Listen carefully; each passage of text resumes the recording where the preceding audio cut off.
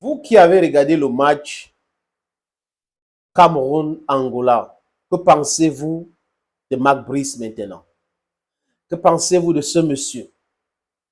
Les amis, ce n'est pas après un match qu'il faut juger un sélectionneur.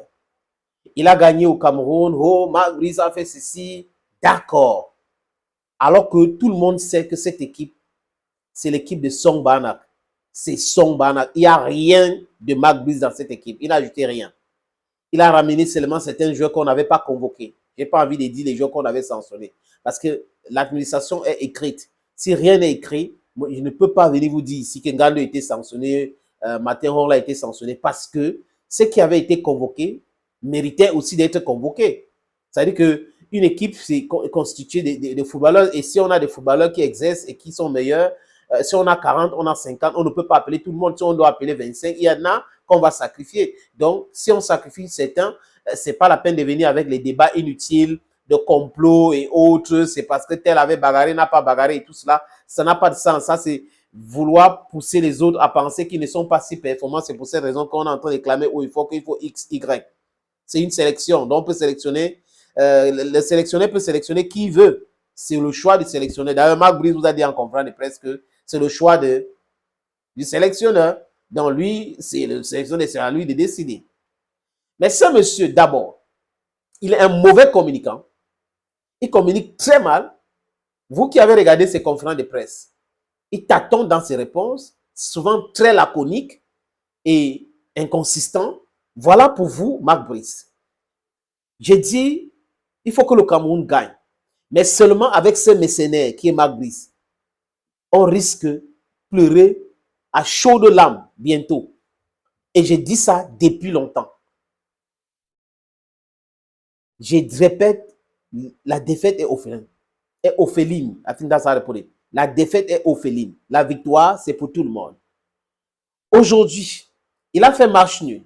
Mais est-ce que vous savez que la réaction des Camerounais, c'est plutôt comme si Marc Brice avait perdu le match.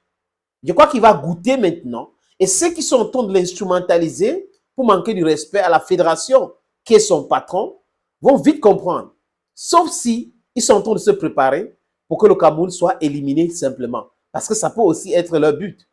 On ne sait pas, on ne connaît pas clairement l'agenda politique. On voit comment la pression est mise sur Marie-Claire Nana pour rien, alors qu'elle fait son travail de journaliste. Vous voyez qu'on transporte la bataille là un peu partout, on raconte du n'importe quoi, avec les mêmes gens dans le task force et autres. Et on ne nous donne pas les explications sur l'hôtel qu'on devrait construire au Limbi, le nom du stade. Donc, il y a beaucoup de choses dans ce pays que si on vous explique et vous dites que vous avez compris, sachez qu'on vous a très mal expliqué. C'est trop facile de s'attaquer à Eto'o. Vous savez, c'est Eto'o, c'est un civil, donc on peut s'attaquer, on peut s'acharner contre Eto'o.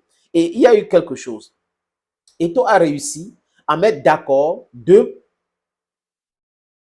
parties ou des Camerounais qui s'opposaient. Donc, il y a une partie qui s'opposait contre l'autre. Aujourd'hui, si vous lisez bien les différentes sorties sur les RS, vous allez constater que ces deux personnes-là sont rapprochées maintenant par Samuel Eto'o fils. C'est l'exploit quand même, non, les amis? C'est l'exploit. Marc Brice, il pense que c'est le Njambo. C'est un piètre sélectionneur. Son palmarès est là. Allez consulter le palmarès catastrophique, chaotique, même à la limite de ces messieurs. Et je répète, si on n'a pas de vraies personnes autour de lui, il ne peut rien. Il ne va jamais rien faire de bon. Il est plus intéressé dans les intrigues que son travail de sélectionneur. Les amis, comment expliquer que Bassogok est là, il entre. Et je ne sais pas s'il est blessé parce que c'est le médecin, M. Fotso, de nous dire s'il est blessé parce que c'est le médecin qui peut communiquer cela. Mais il a eu mal. Et on l'a remplacé avec Cham. Cham entre, les amis. Et Marc Brice réussit l'exploit de remplacer Cham encore par qui? Par Faris Moubagna. Il faut s'appeler Marc Brice pour faire ça. Il croit que c'est le taper-taper. Hein? Il met la carte ici, hein? Il tape ici haut dans le casino, on ça tourne, il croit que c'est comme ça. Donc il vient jouer au Njambo. Mark Brice, c'est un jamboteur.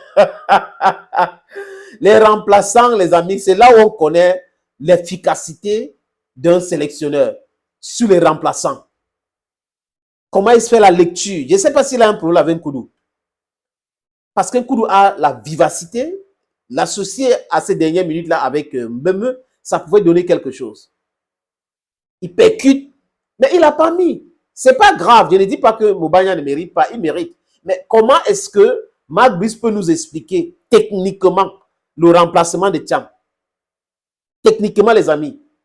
C'est-à-dire que vous n'avez pas besoin d'être des férus du football, des sélectionneurs, mais si vous regardez, je ne veux pas parler de la technicité parce que ce n'est pas tout le monde, ce n'est pas le dada de tout le monde, mais je dis le fait que pourquoi est-ce qu'il n'a pas mis Mobanya quand Bassogog est sorti? Directement.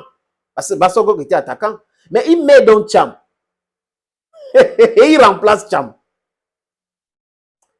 C'est monsieur, hein. Vous allez me donner raison. On attend, non? Je vous ai dit ici que time is a very important factor. I say time. I repeat myself, is a very important factor. Le temps, on ne trompe pas le temps. Le temps donne raison à ceux qui ont raison. Vous allez voir. Thank you, friends, and bye-bye.